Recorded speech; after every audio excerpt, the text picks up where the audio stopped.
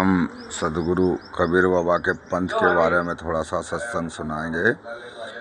कबीर बाबा का जो पंथ है, बोलने वाला जो शब्द है, ये ब्रह्म है, ये सारे विश्व का बाप है। और ये बगैर सत्य दिल की धड़कन नहीं चलेगी सत की, जब तक ये शब्द बोलने वाला नहीं बोलेगा। अब सवाल ये है कि मैं कबीर सबको लिखूं, मोको लिखे ना कोई। ये कहना क्या चाह रहे हैं बाबा कि भैया मैं सबको लिख सकता हूँ, मुझे कोई नहीं लिख सकता, मैं कब कहाँ किसके साथ क्या करता हूँ।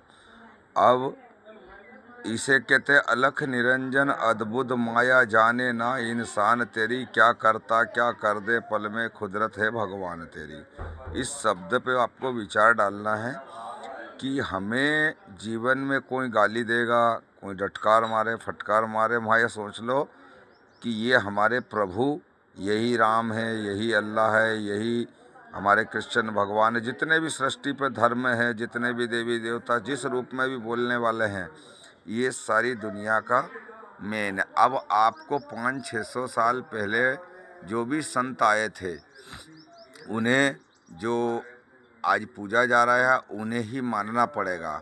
चाहे मोहम्मद साहब हो, चाहे कबीर बाबा हो, चाहे रविदास जी महाराज हो, कृष्ण भगवान हो, जो भी ईसा मसीह में जो भी जिस धर्म में हो, 600 साल पहले वाले, उनको एक को पकड़ के आप सत्यता को निभाते हुए शब्द पे तुलना कर कर के समझते समझते आपको एक दिन प्रत्यक्ष वो अपना स्वरूप लेके प्रकट होके अपने आँखों और माथा से लेके, भली राम जी हो, कन्हैया जी हो, आपको जो भी इष्ट देवी जी हो, सारी बातें तुम्हें तभी सत्संग समझ में आएगा। सत्संग सब दे रहे, निंदा नहीं है, सब अच्छे अपने अपने धर्म में, परंतु मोक्ष मुक्ति की बात जब सत्संग की वेला में चलती रहती है।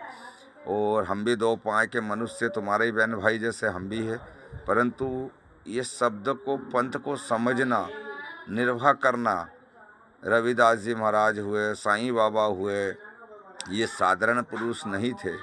ये जितने भी संत महर्षि बन के आए, धर्मदास जी हुए, सेन भगत जी हुए, जितने भी संत आए, इन्होंने अपने जीवन को कृतार्थ करने के लिए मौन रहे, सुमरन करते रहे, ध्यान करते रहे। प्रत्यक्ष प्रभु कभी बाल रूप में प्रकट हो जाते, कभी आसमान से उतरते नजर आएंगे, कभी हनुमान जी रूप में आएंगे, कभी माता रानी के रूप में आएंगे, कभी चांद सूरज से प्रकट होते नजर आएंगे। ये भक्ति का मूल मार्ग है।